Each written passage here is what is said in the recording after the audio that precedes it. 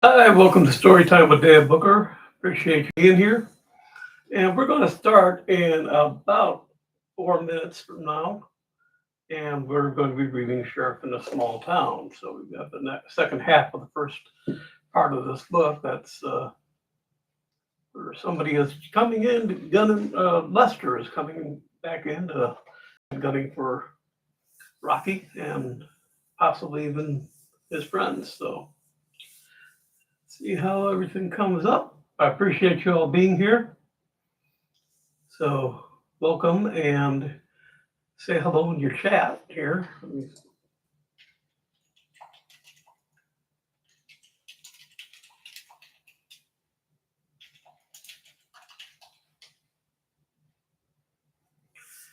So we'll be starting in just a few moments and get this underway. So appreciate you being here because it gets awful lonely if you're not. We'll need something to wet my whistle. Oh, no. I don't want to show that because they're not sponsoring me, so they don't get any freebies. If they sponsor me, I'll show that. How's everybody doing today? Good, I hope. I hope you had a good Thanksgiving. Waiting. I want to wait till it's actually 6 o'clock. It is now getting on towards there. We're about 5:57.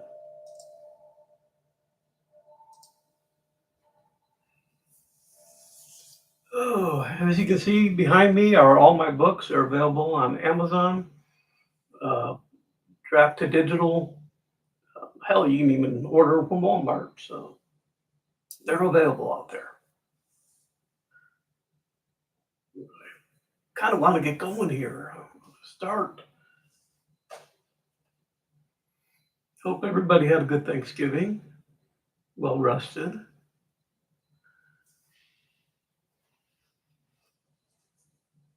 Can I start now? Please. Trying to see what time it is. I can't. Tell you what, let's get it going here. We can start this. Again, this is Sheriff in a Small Town. We're starting on the second half where Lester is coming in from he's gotten escaped jail, and now he's in town, kind of hiding out. Not where everybody thinks he is, though. So once they can find him, they can take care of him. But right now, nobody knows where the hell he is.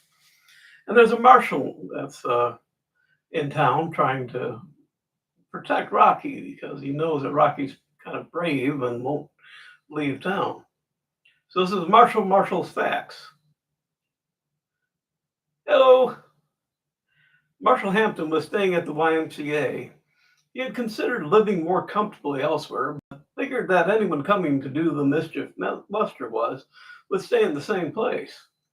He had a recent picture and was using clear plastic sheets to show beard and mustache growth and various ways of disguising the face. He went over the physical description for the 10th time, seeking something distinguishing that might lead him to Lester. Other than his square jawline and thick lips, aquiline nose, most could be hid, covered, or changed. He needed to find people who had really known Lester. People could describe his walk, the way he carried himself, his mannerisms, and such. These would tell the man even disguised, and then he could drive a wedge in and get him to incriminate himself. He started off talking to people outside the co-op.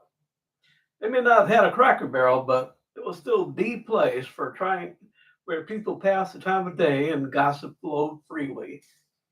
During casual conversations, he threw out the name of Hank Lester. He was surprised how the mood changed. Some men froze up, unwilling to let the name taint their lips and speech. Others had no qualms about vociferating his name. They spoke vehemently about his womanizing, his air of superiority, his expectation of all who he looked on, subjugating themselves to his whims. Most of these men had wives or girlfriends who had come under Lester's sway. Some spoke of his getting an innocent man fried in the electric chair for a murder Lester had committed himself. It was what I listened to vicious tirade from a man whose wife had left him to follow Lester, and then who was spurned when she became pregnant, that the marshal realized he was talking to the wrong gender. As one of his early instructors had said, if you want to know about a man, talk to a woman. If you want to know the best, speak to his lover. The worst, one whom he has jilted. He sat outside the beauty parlor and watched the women go in to be transformed.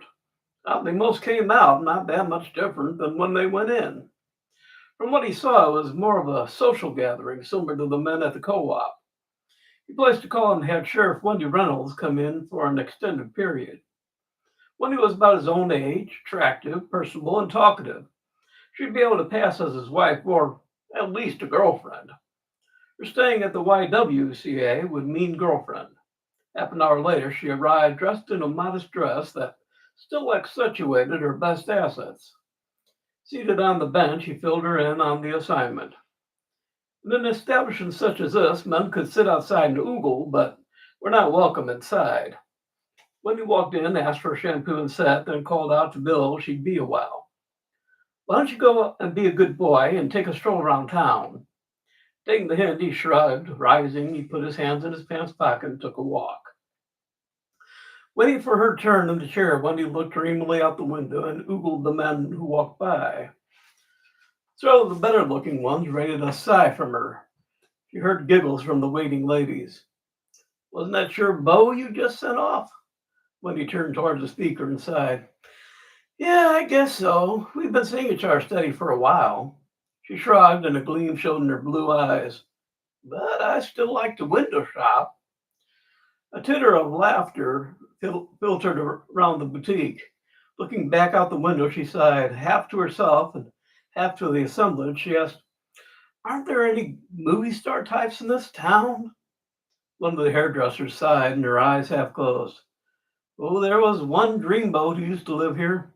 Used to be a sheriff, too. He could have put the cuffs on me anytime he wanted. Scandalized gasp went out from the ladies. Hattie Williams, you should go wash your mouth out with soap.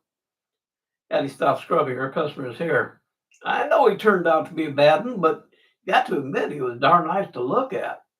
Smelt divine, too. That bay rum he always wore could have turned me wicked.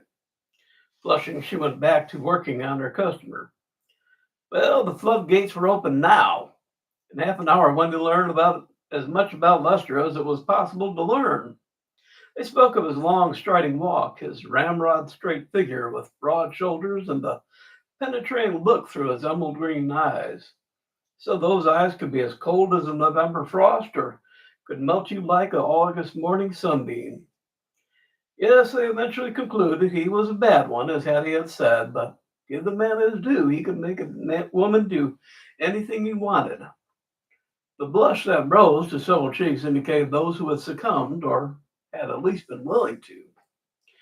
She gathered a small amount of information more from Rose as she had her hair coiffed. It was more confirmation than new information, except that his accomplice had returned to town and changed her name. She was hiding someplace outside of town. Even her own son didn't know she was back. Finished and feeling spoiled and pampered, she met Bill. They went to the park to discuss her findings. From her notes, they figured out Lester's telltale signs. His habits were so marked they were sure if he had returned, he'd pick them back up without thinking. Now that they had something to go on, they split up to walk around town. Bill hung out in the waiting room and dining room of the Y, watching people come and go. He ignored the faces and concentrated on the walk, the body structure, if they wore dark glasses indoors, and other signs of disguise. One thing his experience had taught him was the longer it took to find someone like Hank Lester, the surer they became that they were untouchable. This allowed them the security to revert for the most part to their former selves. Usually they wore a beard to disguise their face, but after a while sculpted to look more like they used to. Lester had an overriding confidence in himself that Hampton felt would be his undoing. When he noticed the hot dog hut seemed to be the gathering point for people about Lester's preferred age. Lester seemed to gravitate towards young people, particularly the females. Here they were in abundance.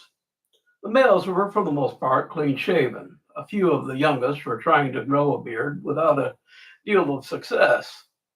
Picking out the ones with full beards and that matched the basics of body type and bearing, hair color, etc., she sat near and scrutinized them while appearing to be only interested in her lunch.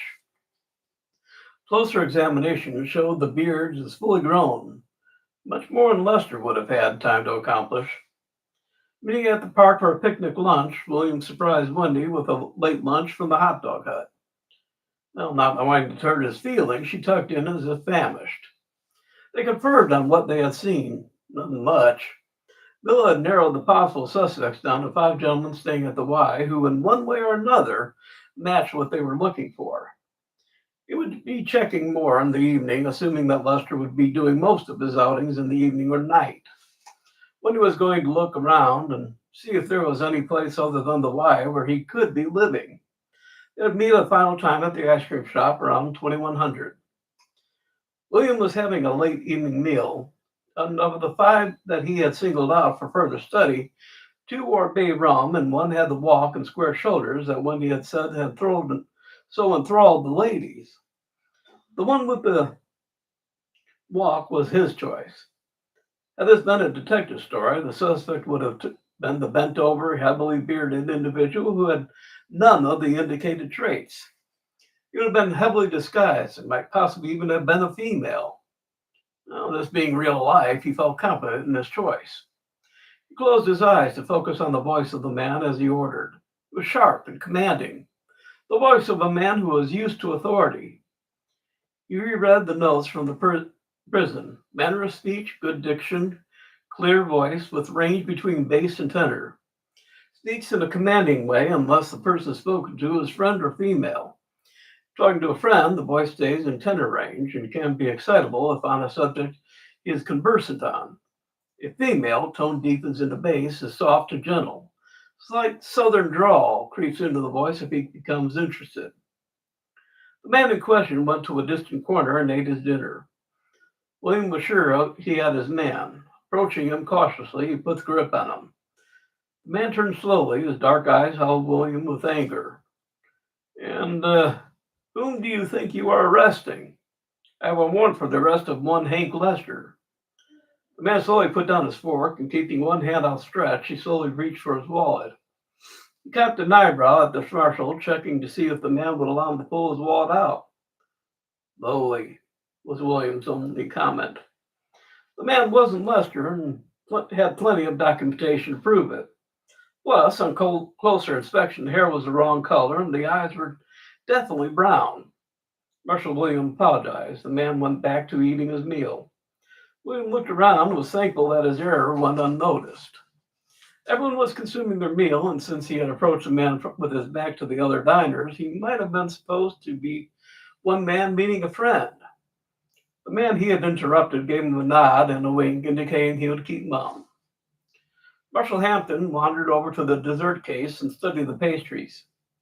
As he did so, he studied the remaining diners. He didn't want to make the same mistake again. He needed to be sure. Finding nothing to his liking, he left to meet with Wendy. As he walked to the ice cream parlor, he considered that he had to be wrong about Lester staying at the Y. But where else would he be staying? Could he have met up with the woman he had been coerced into aiding him long ago? It was a possibility worth considering, but then how to find her and by extension him? He knew that until Rocky returned, Talbot was living in Rocky's home to make it seem as if Rocky was still around, just not working. Joe the mechanic was also on vacation and hanging around the courthouse in Rocky's home. Meeting with Wendy at the ice cream shop, they discussed the case over hot fudge sundaes. Heads together as a supposed couple, they went over their findings. I thought I found Lester, she smiled and laughed. A look of quiet triumph suffused her eyes. And I found where he has created the illusion that Rocky is in hiding. I've taken pictures, and there are items that were stolen from people's homes recently. Acting Sheriff Talbot gave me a list this afternoon, and the items match. There are indications that Rocky and Agnes had been living in the blind in the forest. William smiled back and touched her cheek. Well, we both know that's a false assumption. Lester is setting Rocky up for something big. He looked at the pictures and his brow puckered. I don't get why he'd have a can opener. When they pointed at a shelf of canned goods and smacked him on the side of the head. Yes, I know that. Rocky was a prior ranger, though. Plus, I saw his keychain on it. It was a P-38. She shrugged with arms out wide. What the hell is a P-38? He brought out his dog tag and chain and showed her his own. The small strip of metal had a barbed folded point that swung out and was used as a can opener. She wasn't sure anyone but military or ex-military would be able to use it. Shrugging, she kissed his head where she had hit it. The people in the parlor smiled behind their menus at the middle-aged couple acting like teenagers on their first date. Lester was hiding in plain sight. He was living in Rocky's old home. Rocky had given it to Morgan when he had married Agnes. With Morgan out of town teaching, the place had been left empty except for the occasional times when Morgan took a break from teaching. With Morgan in residence at the college and word around town that Rocky and Agnes had gone for a visit, he felt secure no one would think of looking for him there. From the kitchen came Betty Steckler with a bowl of fish chowder. She placed the bowl in front of Hank and sat down with her hands folded in her lap. Hank, can't we go into town, please? I'm going out of my mind stuck here. I can't go out anywhere but the backyard. I want to see a bit of life now that we're out. Hank shook his head. You're out. I still have a while to go. When I got your letter saying you were getting out early, I had you get this place ready. That's not so bad, really. Comfortable, close to town, so I can do what I need to and be back before daylight. I bet they've been casing the YMCA thing. I ain't got anywhere else to stay. Betty got up and paced like a caged panther. Even though she had served her time, she was harboring a criminal, and that could get her sent back. They were also trespassing. She couldn't help herself. Something about Hank Lester turned her to water. Here she had blamed her husband for cheating on her when he hadn't, and all the time she had been cheating on him with Hank. Hank took her hand and mocked sympathy. I know how you feel. I may get out more, but I'm just as restricted as you. If they catch me, you know what happens, don't you? He smiled grimly and spoke in his most beguiling tone. Of course you do. You've been there and seen it. She put her hands over her eyes, trying to shut out the vision of her young husband in the electric chair, a chair she helped place him in. Don't talk about that. Haven't I been punished enough already? Oh, sure, Betty, but maybe not as much as you should have been. They let you out early because you played the good little girl better than I played the good little boy. She raised her head to face his. Do you want to know what I had to do to escape? She shook her head no, but he went on relentlessly. I had to seduce the prison nurse. Fortunately, she was a pretty little thing. A couple of visits, and I had her hook, line, and sinker. She brought me in smokes, even a little whiskey. When I wanted to escape, I made love to her so well she stole the keys from one of the guards. Hell, she probably lost her license and job over it, but heck, I'm free now and careful. We're good here as long as Morgan doesn't come back. We'll be long gone before that happens. Rocky will be disgraced, Morgan too, and maybe even Agnes. His grin was a challenge, but Betty was beaten already. She took the bowl into the kitchen to wash it. When she came in, Hank was dressed in his going into town clothes, all black with a black ski mask over his face. Just like the good old days, he whispered to her. Sheriff Morgan would be gone for a while, too. And when he left, some robberies would happen. When he came back, they stopped. What happened long ago will happen once more. When it did, former Sheriff Hank Lester would dance on Rocky's misery. Talbot was on duty early when the first robbery was announced. The co-op was missing some money from their lockbox. Talbot bought the inspection kit and did a thorough check. Dusting the doors, knobs, and drawers and lockbox, he found so many it was apparent the idea of cleaning was lost on them. With so little to go on, he made some notes, but without much hope of finding a culprit. When he returned to the office, Pat Keenan called in that he'd lost some money taken from his kitchen. They'd just taken the jar of change and a few dollars. There might have been maybe around $40 in it altogether. The door had been unlocked as usual, and his dog had been upstairs with him napping. Few more robberies of small amounts were reported over the next few days, but the identity of the thief remained a mystery. Rocky returned, and the thefts and attempts to identify the culprit were explained to him in detail. Rocky commended Talbot on his industry and acknowledged that sometimes there just isn't anything to go on. Talbot and Michaela had some time off since Talbot had been on duty almost continually. While Talbot was gone, everything was quiet. No thefts were reported. It was assumed in town that the sheriff returning had scared off the robber. Some of the older inhabitants were seeing similarities, though. When Talbot returned and Rocky left to attend the trials of some recent cases, it was no surprise to some that the thefts began again. Many of the older folks recalled the circumstances of long ago since they were so similar. No one thought anything against Sheriff Morgan, just as no one was thinking anything about Sheriff Stone. But there were some who were talking. Could Morgan really have had anything to do with those early robberies? And could he have trained Rocky on more than just being a sheriff? It was difficult for most to believe ill of Rocky since was such a staunch friend of the town. He always stood for doing what was right. The thought of him turning thief just didn't bear thinking. In Morgan's home, Lester hurled down the latest paper in disgust. All the editorials were pro-Rocky and were saying the robbers were afraid of him so that when he returned, they stopped. He hadn't counted on the town thinking so highly of their sheriff. He felt it was time to take things to the next level. Hank looked in the mirror at the thickly grown facial hair. Another few days and he could dispose of the costume hair. He waited until evening and checked the courthouse. A single bulb illuminated the interior, showing the sheriff's office empty. Lester retrieved the key again and quietly opened the rear door. As he suspected, the place was vacant. He made his way to the desk and opened the other cash box.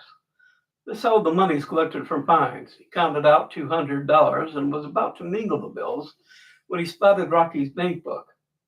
Chuckling, he inspected the pack of forms for writing out tickets and selected a sheet from the back. He found some notes Rocky had written and worked out his best impersonation. Finding the gloves inconvenient, he removed them, being careful not to touch much. He wrote out a series of tickets in a fair imitation of Rocky's handwriting that he had been practicing, adding up to 200. Placing the money in the bank book, he secured it with a rubber band. Taking the sheets, he added them to the group and mixing them up so the numbers weren't in sequence. Going to the cash box and back, he added another 100 in small bills to the emergency fund. He found the ledger and was about to enter in the amount when he decided it would be better to be left alone. He closed the lid and made a speedy exit. As he was closing the door, the light from inside the front office blazed and the door slammed shut. Rocky or Talbot had done a drive around town and were working the night shift. Lester congratulated himself on finishing quickly and getting out before being discovered. Feeling he'd better get a move on, he rushed back to Morgan's place. Before leaving, he crept to the window in front. Easing himself up on his toes, he peered in from the corner of the window. He wanted to check if whoever was on duty was checking the cash box or the tickets. If these things were discovered, he'd have to redo everything. He tensed when he saw Rocky open a side drawer that contained the cash box. Rocky moved it aside and got a book of crossword puzzles. Lester breathed easier and melted into the darkness. Let's see what we got. A little bit more. Keep going here. On the way, he contemplated his arrangement with Betty. She was becoming trouble and more nervous all the time. He would have to figure out what to do about her. Well, it wasn't his first time getting rid of a troublesome female. What he had done before could be done again. He considered that it would be fun to leave the body in Morgan's home.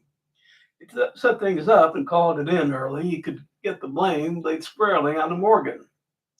He chuckled softly as he walked. His fingers stroked the jackknife in his pocket. Nah, the time wasn't for that yet. Thank you, by the way, for a great story. He'd figure out some way to get her out of the house for an hour. The cemetery park was close to where they were staying, and he'd push her on the swing. Going to the cemetery wouldn't present any risk to himself. She'd be mollified and happy for a while, having gotten out and breathing fresh air. Once she was content, she'd do whatever he wanted whenever he needed it. He figured on bleaching her hair and changing her makeup. If he did a good job, she could go to the store and bring more food in. As long as she kept her mouth shut, things would be all right. Problem was her keeping her yap zipped, though. He might have to go along and threaten her enough to keep her quiet. Women were always a risk. Sometimes they were worth the risk. Sometimes they were just useful tools. The nurse, she'd been worth the risk. Betty was just a tool and always had been. Her conscience still smarted, and he used that as a wedge to keep her under his thumb. Arriving home, he entered through the back door. Betty had the phone raised and was dialing.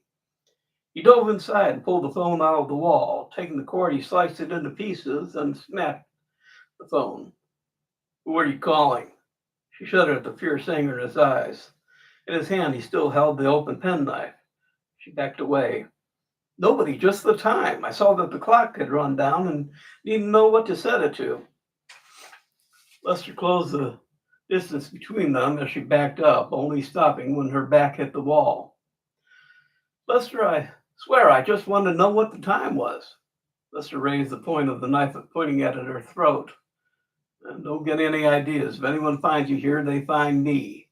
Do you know what will happen for you for harboring an escaped criminal?" She shook her head. "You go back again, this time for a full stretch since you already have a record. Couldn't get out early by playing Miss Goody Two-Shoes." She slumped onto the floor in tears, her hands over her face.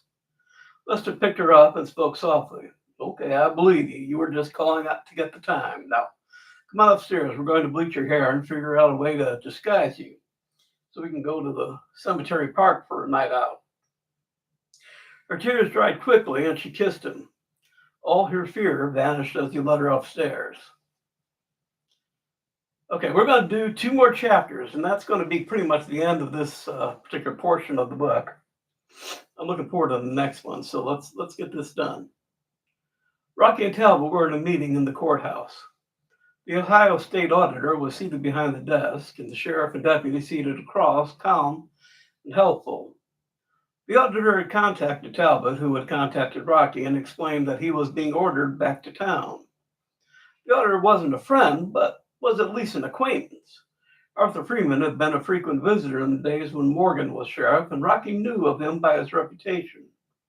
Honest and fair, but tough as nails, he and his father-in-law were of the same mold and old friends. Arthur was from the town and had played football on the same team as Morgan in the days of their youth.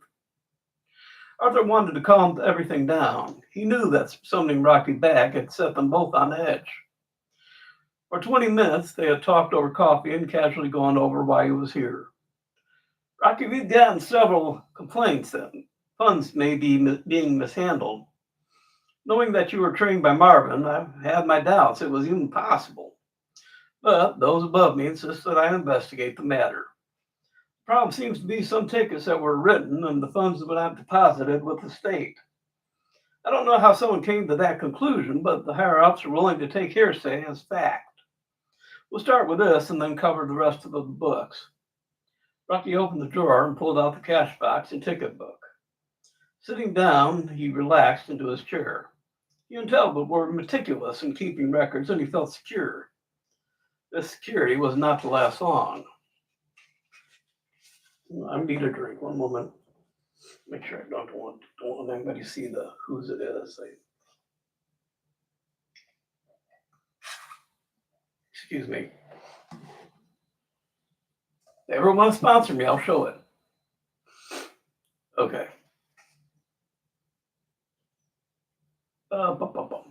As Arthur went through the tickets, he separated them into 2 piles. One pile was strictly in accordance with policy, while a smaller stack was from a different package. The auditor went through the stacks and found one open pack that matched the smaller pile. He also found Rocky's bank book with a banded stack of bills equaling the total of the spurious tickets.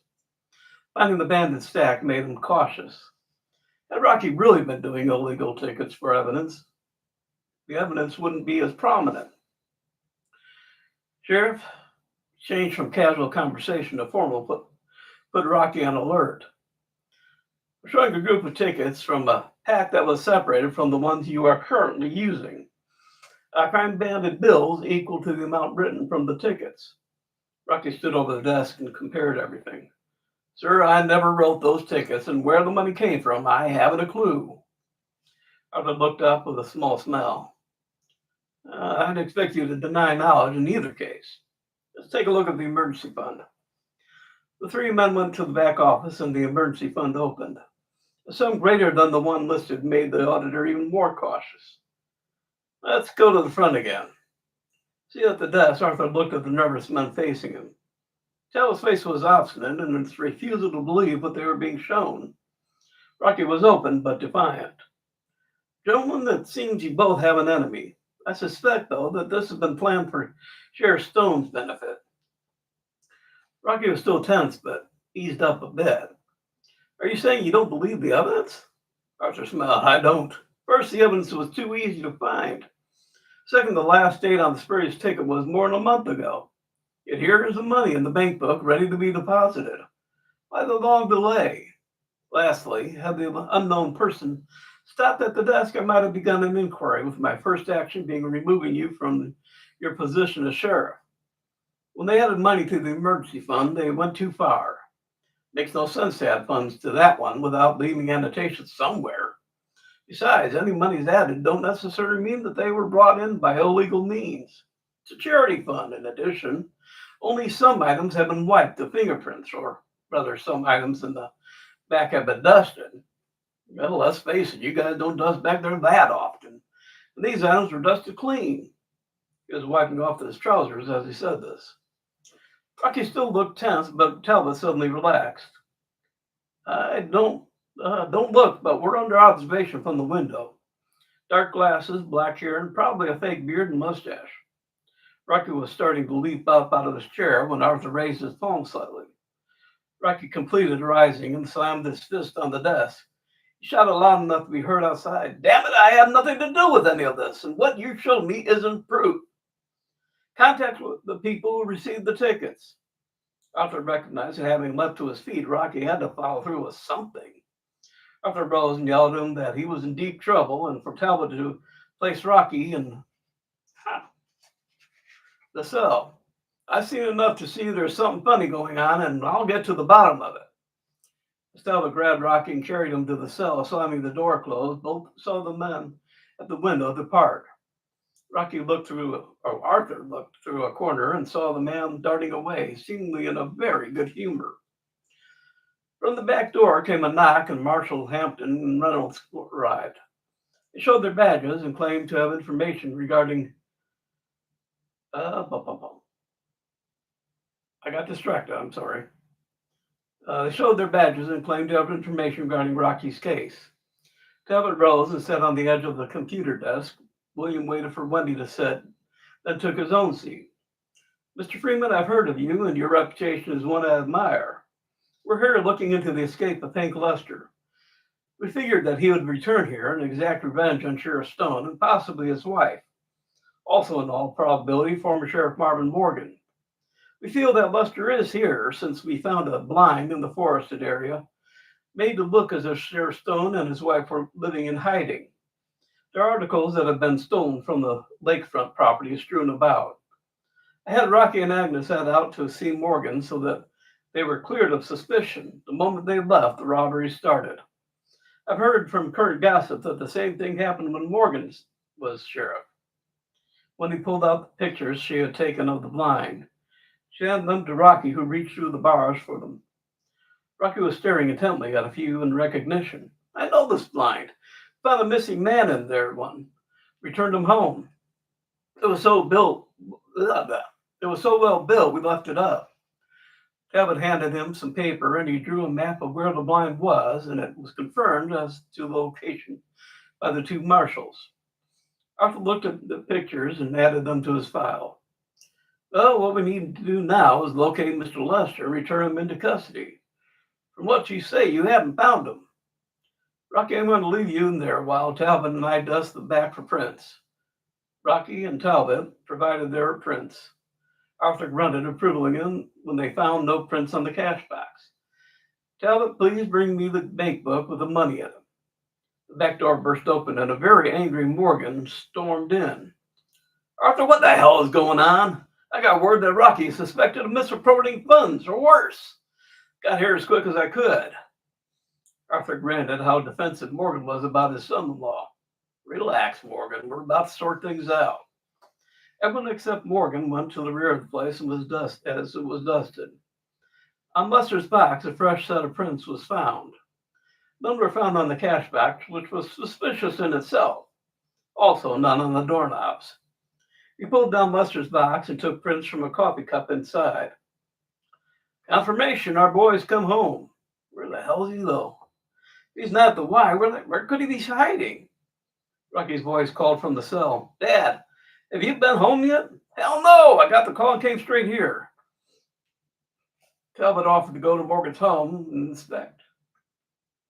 Arthur objected gently. I think we'll all go.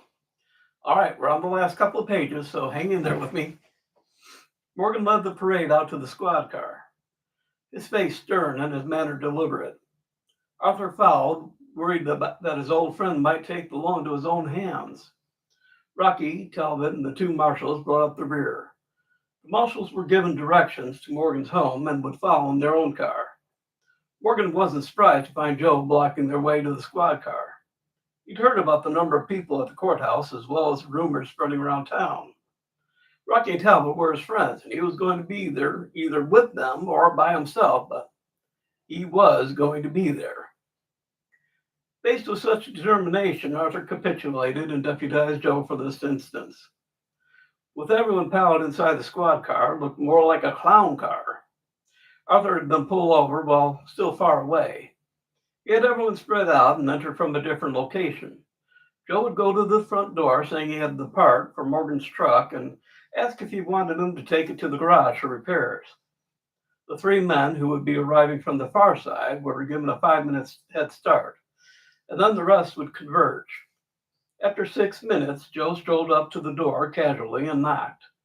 Not receiving a reply, he knocked again and shouted as he had been instructed. Hey, Morgan, I got that part in finally. You want I should take the truck into the garage and get it done? He knocked again, then knelt down and looked through the letter drop. Familiar eyes with a worried expression were staring back at him. Mom? He leapt up and forced the door open. Lester's voice came from the kitchen, and Joe heard the click of a shotgun being primed. Just hold your horses, Joe. I'd sure hate to shoot your mom, but hell, they can't hang me more than once. He chuckled as he came sauntering out of the kitchen with the shotgun raised. He had Joe and Betty sit on the couch while he covered them. Hell of a way to have a reunion, ain't it? Joe's fist clenched and unclenched. Lester laughed. He knew with a gun aimed at Betty, Joe wouldn't do a thing. You two sit there and get reacquainted. I'm going to circle around and see that nobody else is around. When Lester left, Joe picked up a poker and was ready to brain him when he returned. From the opposite side of the room, the sound of the patio door opening made Joe whip around.